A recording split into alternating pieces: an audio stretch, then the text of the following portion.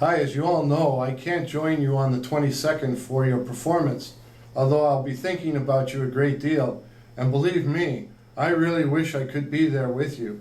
But I thought in honor of the occasion, I should at least contribute a story, so I'd like to share with you this morning, and it's morning here, which means it's about 5 o'clock your time, you're all having tea no doubt, the old and very politically incorrect story by Alice Coates of Horace.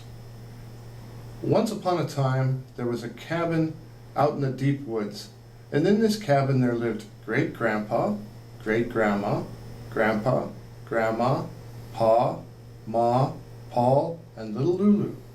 And with them there lived Horace, and Horace was a bear. Well, one morning Pa went hunting, and when he came home, he saw great-grandma, grandpa, grandma, ma, Paul, and little Lulu. And they all said to him, "Something has happened." And Pa said, "What has happened?" And they all said, "Horace has eaten great-grandpa." Well, Pa was in a rage, and he said, "I'm going to have to kill Horace." But they all cried and carried on so, and were so upset that in the end he didn't have the heart to do it. Well, the next morning Pa went hunting, and when he came home, he saw Grandpa, Grandma, Ma, Paul, and little Lulu. And they all said to him, "Something has happened." And he said, "What has happened?" And they all said, "Horace has eaten great-grandma." Well, Pa said, "I guess I really have to shoot Horace," but they all cried and carried on so that they were so upset that in the end he just didn't have the heart to do it. And the next morning, Pa went hunting.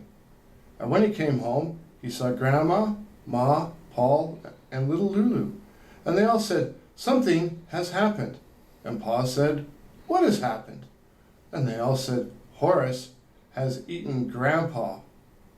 "Well," said Pa, "this time I really guess I really do have to shoot Horace," but they all cried and carried on so, and wept and wailed that finally in the end he just gave it up as a bad job. Well, the next morning Pa went hunting.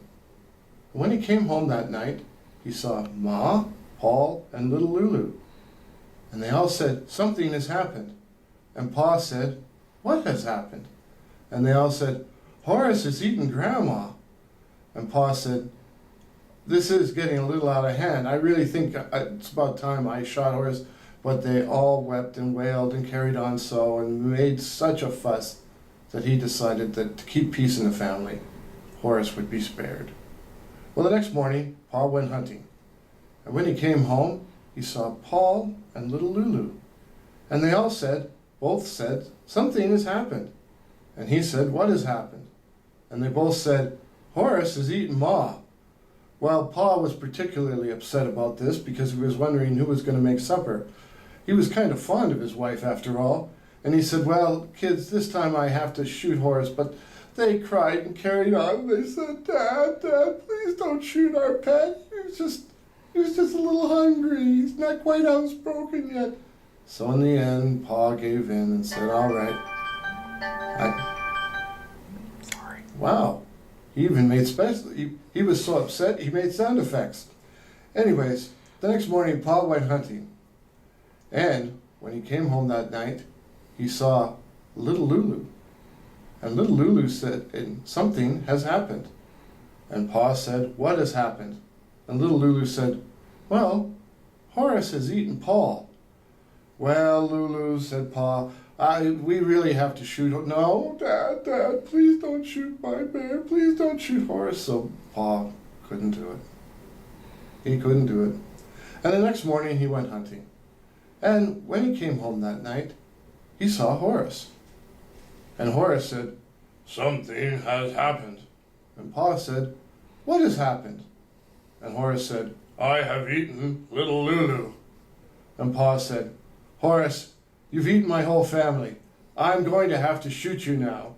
But Horace cried and wept and said, "Oh, please don't shoot me, Pa. There isn't anybody else for me to eat." And so Pa didn't do it. And the next morning, Horace ate Pa and went hunting. And that's the wonderful story of Horace from Alice M. Coates. The moral of the story, of course, is never keep wild animals as pets. And I'll be thinking of you all on the 22nd. I really wish I could be there. It'll be about 1:30 my time, but I'll be trying to envision old Toriano there in my mind. And I'll see you all next year.